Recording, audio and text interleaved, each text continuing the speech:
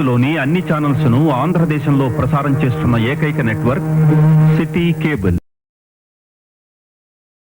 Welcome to city cable news బులెటిన్ల ముందుగా headlines.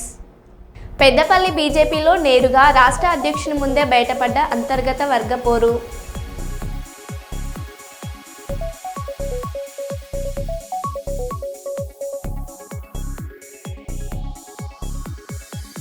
Karimnagar విశ్వ బ్రాహ్మణ సంఘం ఆధ్వర్యంలో జయశంకర్ 91వ జయంతి వేడుకలు.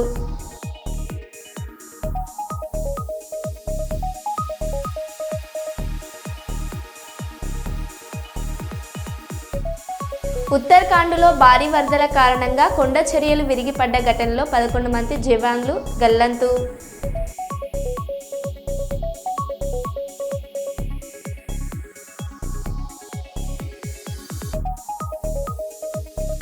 కమలాపూర్ మండల కేంద్రంలో విలేకరుల సమావేశం నిర్వహించిన మాదిగ రిజర్వేషన్ పోరాట సమితి నాయకులు.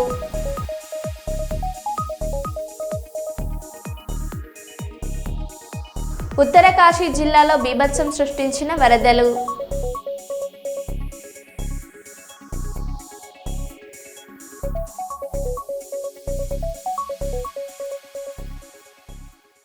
ఇక వివరాల్లోకి వెళ్తే, కావాలనే కొందరు ఆర్యవైశ్య నాయకులు తనపై తప్పుడు ఆరోపణలు చేస్తున్నారని, ఇందులో కొండా దంపతులకు తప్పుడు సమాచారం ఇచ్చారని మాజీ మేయర్ గుండా ప్రకాష్ రావు అన్నారు.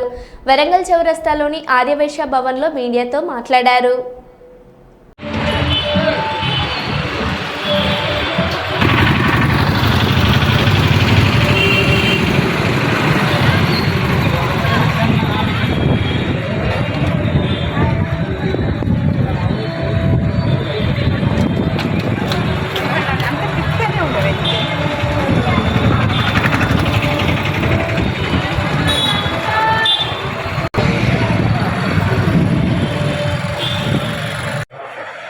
नमस्ते भाई। नमस्ते ना ना ना दादा नीलो पाट नहीं కూడా డబ్బులు ఇస్తా అంటే తీసుకోండి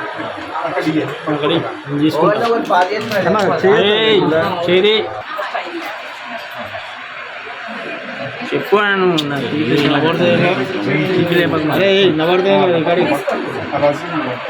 తీసే వాయిస్ అరే లోపడి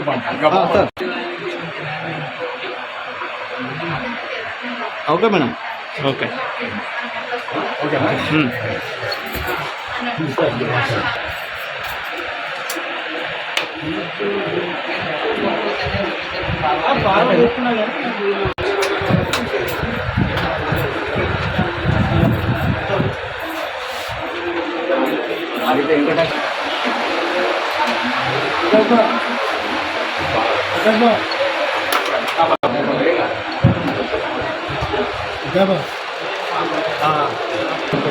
రసీదు ఫోటో ఇచ్చేది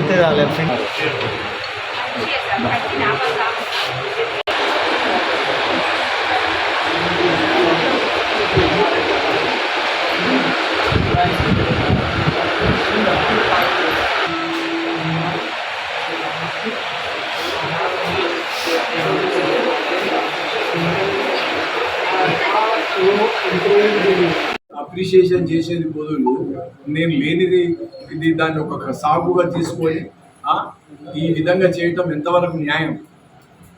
ఇవాళ మరి నిన్న ఏమైంది? మీరు ఎందుకు రాలే? ఇవాళ నేను ఇక్కడనే ఉన్నాను, మీరు ఎందుకు రాలే? రావచ్చు కదా, అడగవచ్చు కదా.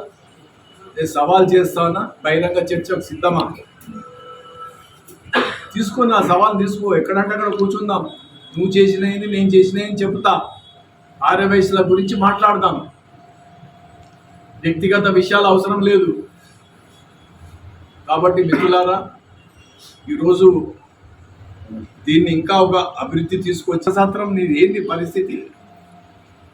లక్షల రూపాయలు మిగులుతానే, ఎవరికి లెక్కలు ఇస్తానో కనీసం ఏమన్నా సంఘ సేవా కార్యక్రమాలు చేస్తానమ్మా. అందుకని కొండా మురళి, కొండా సురేఖ వాళ్ళతో నాకు ఎలాంటి లేదు.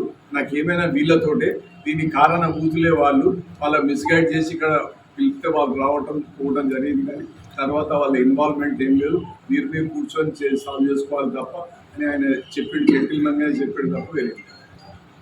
నడుస్తాను, పొద్దున్న నుంచి నడుస్తానే, ఇంత కూడా డిస్టర్బెన్స్ లేదు. వస్తాను, జనాలు కడతాను, సంతోషంగా పోతాను. పత్రికా సోదరులు కూడా ఇప్పుడు ఆ ఫోటోలు తీసి అన్ని తీసి, ఏంటిది మీది దురాంకారం? ఏంటి ఈ దుశ్చర్య? చట్టం ఉన్నది.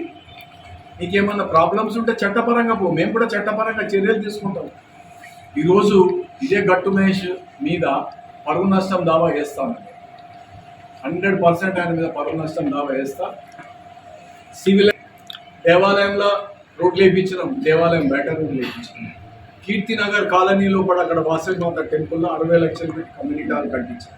ఇవే కాక వరంగల్ నగరంలో ఒక 100 కోట్ల రూపాయలు వివిధ దేవాలయాలకు, చర్చిలకు ఇవ్వడం జరిగింది, మసీదులకు ఇవ్వడం జరిగింది. నాకు ఒక చరిత్ర ఉంది. నేను మేయర్ ఉన్నప్పుడు 58 మంది కార్పొరేటర్లు, 5 కోఆప్షన్ ఎవరిని అడిగినా చెప్తాను నా గురించి. ఇక్కడ పత్రికా సోదరులకు కూడా తెలుసు, ఇప్పటికీ నా చర్చ జరుగుతుందనే విషయం. ఏది లేదు ఇక్కడికి వచ్చి కూర్చొని భయభ్రాంతులకు గురి చేసి దుర్భాషలు ఆడి ఖండిస్తున్నా. ఇప్పటికైనా మీలో మార్పు రావాలి, లేకపోతే మాత్రం తప్పనిసరిగా కఠిన చర్యలు తీసుకుంటాం చట్టపరంగానే తెలియపరుస్తున్నా. మిత్రులారా, ఈరోజు పట్టణ ఆర్యవైశ్య సంఘం తరఫున అనేకమైన కార్యక్రమాలు నా దగ్గర రికార్డ్స్ ఉన్నాయి. నోటి మాటలు చెప్పుడు కాదు. పెళ్ళి అయితే ఇస్తాను, మీ అందరికీ తెలుసు, ఎన్నిసార్లు పేపర్లలో మీరు ప్రకటించారు. మైబాద్ జిల్లా గూడూరు మండలం భూపత్పేట గ్రామ శివార్లో లారీ కారు ఢీకొనడంతో ఒకరు మృతి. మృతుడు నర్సంపేట చెందిన బూర అశోక్గా గుర్తింపు. అంబేద్కర్ సెంటర్ ఐరన్ షాప్ పూర్తి వివరాలు ఇంకా తెలియాల్సి ఉంది.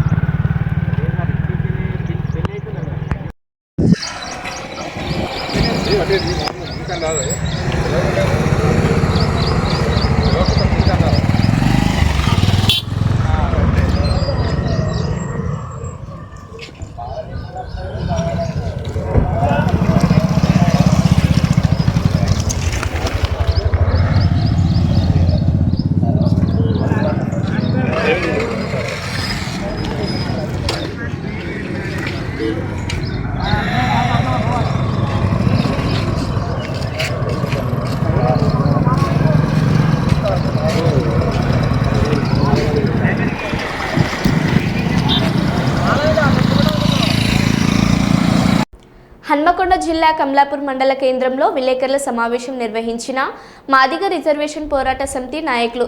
ఈ సందర్భంగా ఆంధ్రప్రదేశ్ మహాజన సోషలిస్ట్ పార్టీ రాష్ట్ర అధ్యక్షులు డాక్టర్ వైకే విశ్వనాథ్ శర్మ మీడియాతో మాట్లాడారు.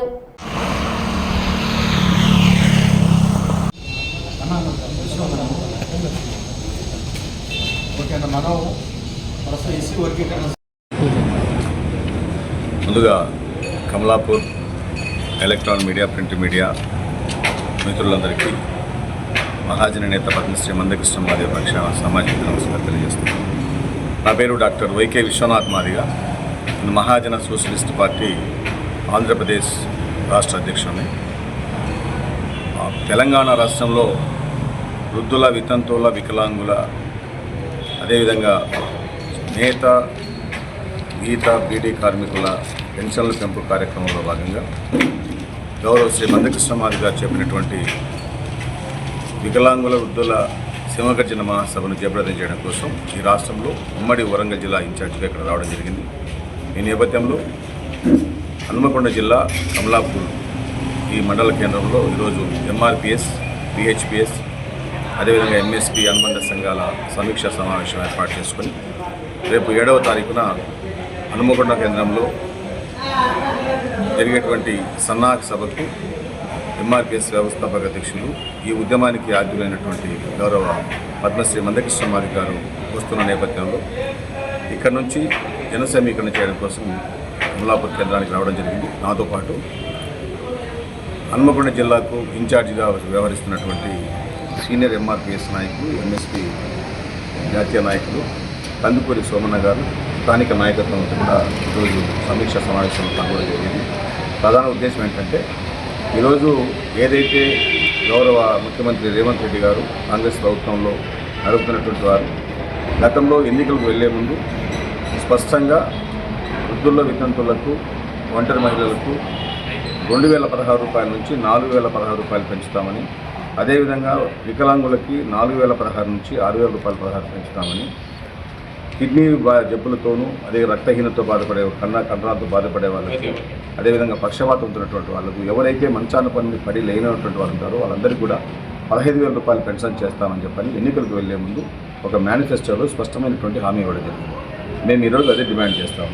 మీరు ఏదైతే ఎన్నికలకు వెళ్లే ముందు ఇచ్చినటువంటి హామీ ఏదైతే ఉందో ఆ హామీకి కట్టుబడి ఉండి ఏదైతే వృద్ధులు వితంతువులు వికలాంగులకు అదేవిధంగా హెచ్ఐవి పేషెంట్లకు ఇచ్చినటువంటి మాటని మీరు నిలబెట్టుకోవాలని మేము డిమాండ్ చేస్తా ఉన్నాం. ఈ సందర్భంలో ఒకటి రేవంత్ రెడ్డి గారికి స్పష్టంగా ఒకటి తెలియజేస్తా ఉన్నాం. మీరు గతంలో ఒక మాట అన్నారు, మేము తెలుగుదేశం కాలేజీ నుంచి అంటే గౌరవ ముఖ్యమంత్రి ఆంధ్రప్రదేశ్ ముఖ్యమంత్రి చంద్రబాబు నాయుడు గారి కాలేజీలో నేను చదువుకున్నానని చెప్పని మీరు ఒక స్పష్టంగా చెప్పడం జరిగింది. ఈ రాష్ట్ర ప్రజలందరూ కూడా మీరు చెప్పారు. అంటే ఈరోజు మేము ఒకటి అడుగుతున్నాం, గౌరవ ఆంధ్రప్రదేశ్ రాష్ట్ర ముఖ్యమంత్రి వర్యులు చంద్రబాబు నాయుడు గారు ఆ రాష్ట్రం విడిపోయినప్పటి నుంచి ఉమ్మడి ఆంధ్రప్రదేశ్ నుంచి విభజన జరిగిన తర్వాత ఈ రోజు వరకు కూడా రాజధాని ఏర్పాటు చేసినటువంటి పరిస్థితుల్లో వాళ్ళు ఇంకా ఇప్పుడు కూడా పేద రాష్ట్రంగానే ఉంది, లోటు బడ్జెట్తో నడుస్తూ ఉంది, అనేక సంస్థలు రావాల్సిన పరిస్థితి. ఆ పరిస్థితుల్లో కూడా మా అధినేతగా పద్మశ్రీ మందకృష్ణ మాది గారు చంద్రబాబు నాయుడు గారిని కలిసి వృద్ధులకు వితంతువులకు వికలాంగులకు ఎవరెవరైతే సామాజిక పెన్షన్లు తీసుకుంటా ఉన్నారో వారందరికీ కూడా పెంచాలని చెప్పని కృష్ణమాది గారు వెళ్ళి అడిగిన వెంటనే ఏదైతే ఎన్నికలకు ముందు ఇచ్చినటువంటి హామీ గౌరవ చంద్రబాబు నాయుడు గారు ఎన్నికల ముందు హామీ ఇచ్చారు. ఏప్రిల్ 1వ తారీఖు నుంచి అంటే ఆయన జూన్ 4వ తారీఖున 14వ తారీఖున ఆయన అధికారం. ఉత్తరాఖండ్లో భారీ వరదల కారణంగా కొండ చర్యలు విరిగిపడ్డ ఘటనలో 11 మంది జవాన్లు గల్లంతు. ఉత్తరకాశీ జిల్లాలో వచ్చిన వరదల్లో కొట్టుకుపోయిన హర్సిల్ ఆర్మీ బేస్ క్యాంప్ ఘటన స్థలిలో కొనసాగుతున్న సహాయక చర్యలు.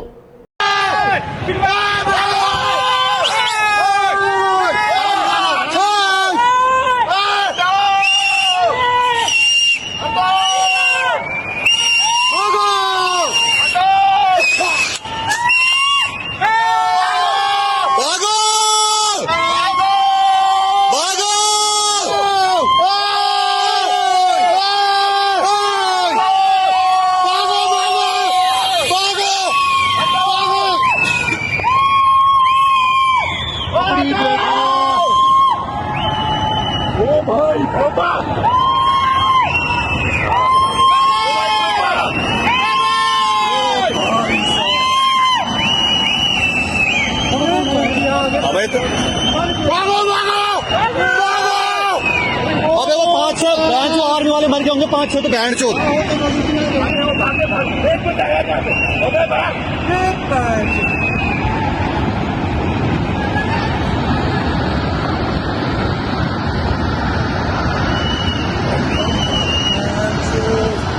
कहानी पड़ गई भाई।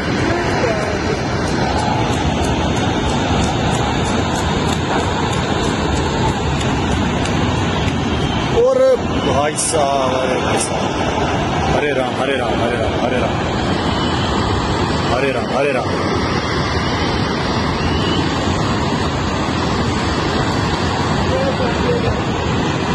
हे प्रभु हे प्रभु हे प्रभु। अरे भाई आर्मी वाले बच, अरे नहीं यार नहीं यार, अरे अरे भगवान भाई वो लोग तो बह गए भाई, वो तो गाड़ी वाले आएगा अरे यार गोरे यार 5-6 आर्मी वाले बच गए होंगे यार। अरे भाई हरे राम हरे राम अरे यार 5-6 वाले बेचारे हरे राम। ये तो आर्मी वाले बहुत खतरनाक आ गया तेलुगु वर्ड। हरे राम हरे राम हरे। ये जो आर्मी वाले जवान रहता है हेडसेट क्रॉस करने के बाद वही तो नारा यहाँ पे बहुत खतरनाक मूव आ गया बहुत। मैं मुझको रोड सामने बाहर की जगह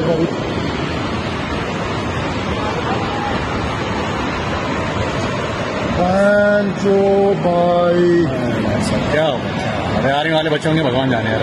भाई चलो चल चले थोड़ी देर। భూపాలపల్లి మండలం నాగారం గ్రామంలో విద్యుత్ షార్ట్ సర్క్యూట్తో రమేష్ అనే రైతుకు చెందిన ఇల్లు దగ్ధమైన సంఘటన చోటు చేసుకుంది. అగ్ని ప్రమాదంలో పూర్తిగా కాలిపోయిన ఇంట్లోని సామాగ్రి, వస్తువులు, సర్టిఫికెట్లు ప్రభుత్వం ఆదుకోవాలంటున్న బాధితుడు రమేష్.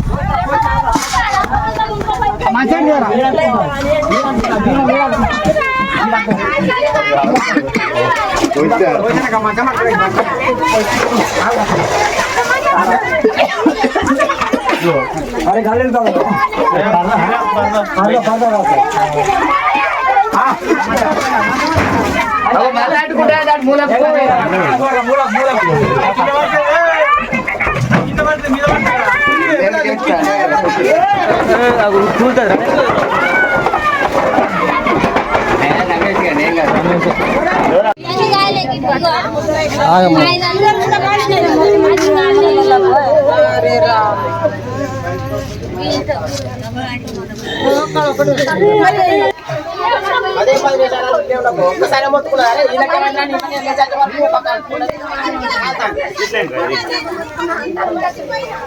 వచ్చిన డోర్ ఎత్తాను ఆ ఇంట్లో కరెంట్ విగ్రహం తాళం వేసిపోయింది. ఆ డోర్ లగచ్చలే బట్టి తలుపు.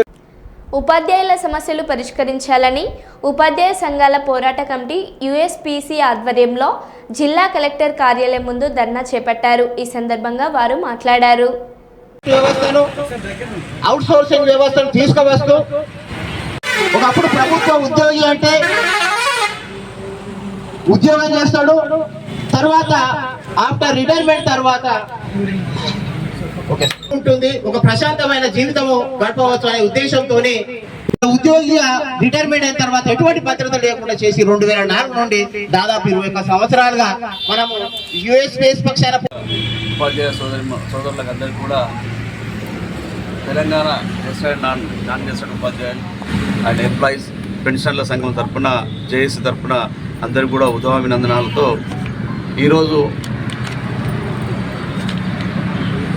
ఐక్య ఉపాధ్యాయ కమిటీల సంబంధించినంత వరకు వారు ఉన్నటువంటి కొన్ని 31 డిమాండ్లతో రాష్ట్ర వ్యాప్తంగా అనుకుంటా నేను రాష్ట్ర వ్యాప్తంగా అన్ని జిల్లా కేంద్రాల్లో ధర్నా శిబిరాలు నిర్వహించి పాఠశాలలో జరుగుతున్నటువంటి వివిధ రకాలైనటువంటి అవకతవకలు, కావలసినటువంటి మౌలిక సదుపాయాలు, తర్వాత ఉద్యోగ సమస్యల మన ఉపాధ్యాయ సమస్యల పరిష్కారం సంబంధించినటువంటి సోదరులు నిర్వహిస్తున్నటువంటి డిటిఎఫ్ కానీ, ఎస్డిఎఫ్ కానీ, పీటీఎఫ్ వాళ్ళు కూడా అందరూ కూడా కలిసి ఈ సమావేశాన్ని నిర్వహిస్తూ దాదాపుగా 31 డిమాండ్లతోటి జిల్లా కేంద్రంలోని నిర్వహిస్తున్నటువంటి సమావేశానికి చేసి అందరికీ కూడా ధన్యవాదాలు తెలియజేసుకుంటూ, ప్రధానమైనటువంటి డిమాండ్లు అయితే ఉద్యోగుల బదిలీ కావాలి, పాఠశాలలో అన్ని రకాల మౌలిక సదుపాయాలు ఏర్పాటు చేయాలి, అక్కడ పనిచేసేటువంటి ఉద్యోగులు, చిన్న తరగతి ఉద్యోగులందరికీ కూడా వేతనాలు అందించే విధంగా చూడాలని, అలాగే 317 జీవో కింద వచ్చినటువంటి ఉపాధ్యాయులందరినీ కూడా వారి సొంత జిల్లాలో పంపించాలనేటువంటి అది చేసుకుంటూ ఈ విధంగా ప్రభుత్వం గ్రామాలలోనే అన్ని రకాల మౌలిక సదుపాయాలు ఏర్పాటు చేయాలి. వారికి ఏ విధంగా గవర్నమెంట్ పాఠశాలల్లో చదువుకునే విధంగా అందరినీ కూడా మా డిమాండ్ కూడా ఒకటే, ఎవరైతే వైట్ రేషన్ కార్డు కావాలనేటువంటి వాళ్ళందరూ కూడా ప్రభుత్వం అందించేటువంటి స్కూళ్ళనే చదివించాలి. గవర్నమెంట్ పాత్రికేయ మిత్రులందరికీ, ఉపాధ్యాయ సంఘాల పోరాట కమిటీలో భాగస్వామ్య సంఘాలైన 14 భాగస్వామ్య సంఘాలైనటువంటి స్టీరింగ్ కమిటీ సభ్యులకు ఈరోజు తెలంగాణ రాష్ట్ర వ్యాప్తంగా ఉపాధ్యాయ సంఘాల పోరాట కమిటీ పిలుపులో భాగంగా 3 దశల పోరాట కార్యక్రమాల్లో భాగంగా ఇది 2వ దశ పోరాట కార్యక్రమం. ఈ 2వ దశ కార్యక్రమం అయిన తర్వాత 3వ దశ కార్యక్రమంగా హైదరాబాదు రాష్ట్ర రాజధాని లోపల ఆగస్టు 23 నాడు మహాధర్నా ఉంటుంది. అయితే ఈ 3 దశల పోరాట కార్యక్రమంలో భాగంగా జరుగుతున్నటువంటి ఈ ధర్నా శిబిరంలో ఈరోజు జిల్లా వ్యాప్తంగా ఉన్నటువంటి ఉపాధ్యాయ శ్రేణులందరూ హాజరు కావడం జరిగింది. అయితే ముఖ్యంగా ఉపాధ్యాయ సంఘాల పోరాట కమిటీ పెట్టుకున్నటువంటి డిమాండ్స్ గత కొన్ని సంవత్సరాల నుంచి అనేక పోరాట కార్యక్రమాలు చేస్తున్నప్పటికీ ఇంకా అనేక సమస్యలు పెండింగ్లోనే ఉన్నాయనేది మా మిత్రులు చెప్పినటువంటి అంశాలు మీరు వినే ఉన్నారు. ముఖ్యంగా ఈరోజు మేము డిమాండ్ చేస్తున్నటువంటి అంశాల్లో సిపిఎస్ను రద్దు చేసి పాత పెన్షన్ విధానాన్ని పునరుద్ధరించాలని, అదేవిధంగా పిఆర్సీని వెంటనే అమలు చేయాలని, అదేవిధంగా పెండింగ్లో ఉన్న 5 డిఏలు వెంటనే తీసుకురావాలని, అమలు చేయాలని, అదేవిధంగా రాష్ట్ర వ్యాప్తంగా ఖాళీగా ఉన్న డిప్యూటీ డిఓ పోస్టులు కానీ డిఈఓ పోస్టులు కానీ ఇతరత్ర పోస్టులను వెంటనే నింపాలని, పెండింగ్ బిల్స్గా ఉన్నటువంటి అంటే మెడికల్ బిల్స్ కావచ్చు, జీపీఎస్ పార్ట్ ఫైనల్స్ కావచ్చు, ఇవన్నిటిని వెంటనే విడుదల చేయాలని, ఇంకా అనేక సమస్యలు విద్యారంగ సమస్యలను క్రోడీకరించి దాదాపుగా 31 డిమాండ్స్తోని ఈరోజు రాష్ట్ర వ్యాప్తంగా అన్ని జిల్లా కేంద్రాల్లో ధర్నా నిర్వహిస్తున్నాం. అయితే ఈ డిమాండ్స్ అన్ని నెరవేర్చని పక్షంలో 3వ దశ కార్యక్రమం అయినటువంటి రాష్ట్ర రాజధానిలో ఉన్నటువంటి మహాధర్నాకు ఇంకా అధిక సంఖ్యలో ఉపాధ్యాయులందరూ హాజరై మా రుచేటితో ఈ ప్రభుత్వానికి చూపిస్తామని చెప్పి తెలియజేస్తూ, ఇంకా ఆ మహాధర్నా తర్వాత కూడా డిమాండ్స్ నెరవేరైనటువంటి పక్షంలో ఇంకా ప్రజలతోని మమేకమై మా డిమాండ్స్ అన్ని నెరవేరేంత వరకు కూడా ఈ పోరాటాన్ని ముందుకు తీసుకెళ్తామని చెప్పి తెలియజేస్తూ నాకు అవకాశం ఇచ్చిన మా స్టీరింగ్ కమిటీ. డబుల్ బెడ్రూమ్ ఇల్లు రాలేదని ప్రజావానికి ఎన్నిసార్లు వచ్చినా తిప్పుతూనే ఉన్నారని కంటతడి పెట్టిన మహిళ. నాకు ఆపరేషన్ అయిందని ఎన్నిసార్లు ఆఫీసుల చుట్టూ తిరగాలని మహిళ ఆవేదన. ప్రజావానికి ఎందుకు వచ్చిరమ్మా? ఇల్లు డబుల్ బెడ్రూమ్ గురించి వచ్చిన సారు, నా ఇల్లు రాలేదని వచ్చి అప్లై చేసి మళ్ళీ మొన్న వచ్చి ఇచ్చిపోయినా, మళ్ళీ వచ్చిన మళ్ళీ ఇప్పుడు అక్కడ కలెక్టర్ ఆఫీస్ కోమంటారు సార్ వాళ్ళు. ఏడుస్తున్నావు ఎందుకమ్మా? మరి ఎంతగానో తిరగాలి సార్, తిరిగి పోయి వస్తాము, ఇది అయిపోతుంది. ఆపరేషన్ అయినా మంచిని, పెద్ద ఆపరేషన్ అయినా మంచిని, ఎంతగానో తిరగాలి ఆఫీసుల చుట్టూ. అదేదమ్మా నేను అనేది ఏంటంటే, ఇప్పుడు ఇక్కడికి ఎన్నిసార్లు వచ్చిర్రు? ఇక్కడ ఇప్పుడు 3 సార్లు వచ్చిన. 3 సార్లు వచ్చిర్రా? మన మంత్రి గాని ఎమ్మెల్యే గాని ఎవరైనా కలిసిర్రా? ఇప్పుడు ఏ మంత్రి లేడు, ఎవరు లేరయ్యా ఆ బస్తీకి. ఇప్పుడు ఎవరు లేరు. కేసీఆర్ గవర్నమెంట్ లో డబుల్ బెడ్రూమ్ ఇచ్చిర్రు, అదే కాగితం వచ్చింది. ఇంకా మళ్ళీ ఇప్పుడు ఎవరు లేరు. అంతే. అదే అలర్ట్ చేస్తలేరు, అలా చేస్తలేరు బిడ్డ.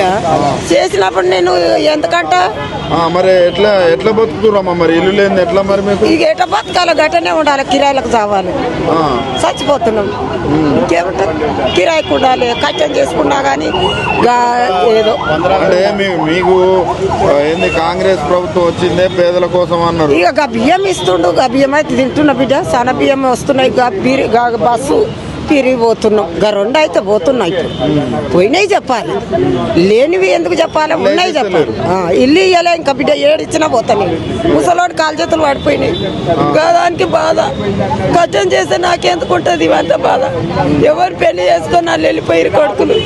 నా కొడు పెడతాడు పువ్వా. ఆ బియ్యం వస్తే ఉడకబెట్టుకొని తింటున్నా. అంతే, పనులకు ఏం పోరు. ఇక చేతులు అవుతుందా? ముసలోడు కాలు చేయి పడిపోయాయి. 2 నెలలు.